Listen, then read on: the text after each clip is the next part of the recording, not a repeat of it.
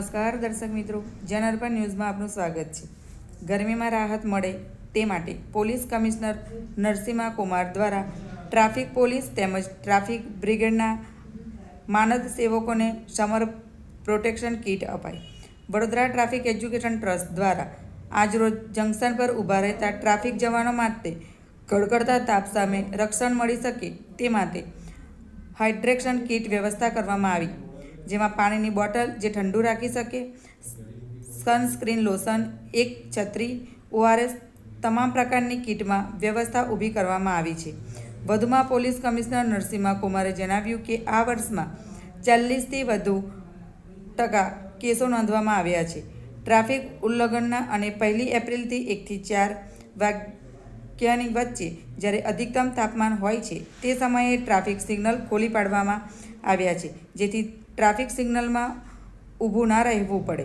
Bureau report, Janarpan news. આવા જ નવા સમાચાર જોવા માટે જોડાઈને રહો જનઅર્પણ ન્યૂઝ સાથે।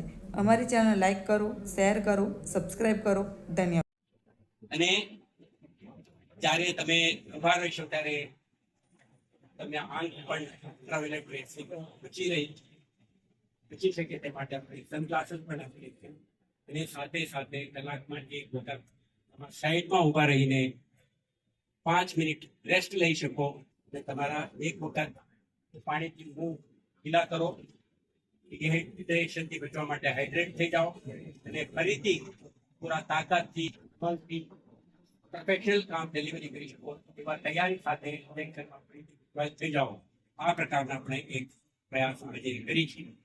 ટ્રાફિક બ્રિગેડના માનદ વેતકો જ્યારે સડકથી ધૂપમાં ઊભા રહીને ટ્રાફિક એન્ફોર્સમેન્ટ અને મેનેજમેન્ટનું કામ કરે છે ત્યારે એમને સનસ્ટ્રોક જેવા રિસ્ક ના બને તે માટે આપણે આજે 2 ઇનિશિયેટિવ કરી છે। દરેક કર્મચારીને સનગ્લાસીસ, સનસ્ક્રીન, પાણીના બોટલ અને એક શુગર પેકેટ એમને આપી છે, તો હાઇડ્રેટ રહીને કામ કરી શકે તે માટે। સાથે સાથે એક ટ્રાફિક જંકશનોમાં એક અમ્બ્રેલા પણ ઉપલબ્ધ કરી છે, તો દર કલાકે એક નાનકડો બ્રેક લઈને બેસીને પોતાના મુંહ વોશ કરી શકે અને પાણી પીને હાઇડ્રેટ થઈ શકે છે અને ફરીથી ફરજ ઉપર તૈનાત પહેલાં એક ફિટનેસનો અહેસાસ કરે તે માટેનું આયોજન આજે કરી છે। તો ટ્રાફિક એજ્યુકેશન ટ્રસ્ટ અને કેટલાક ડોનરોના સાથ સહકારથી આ ઇનિશિયેટિવ આપણે કરી છે।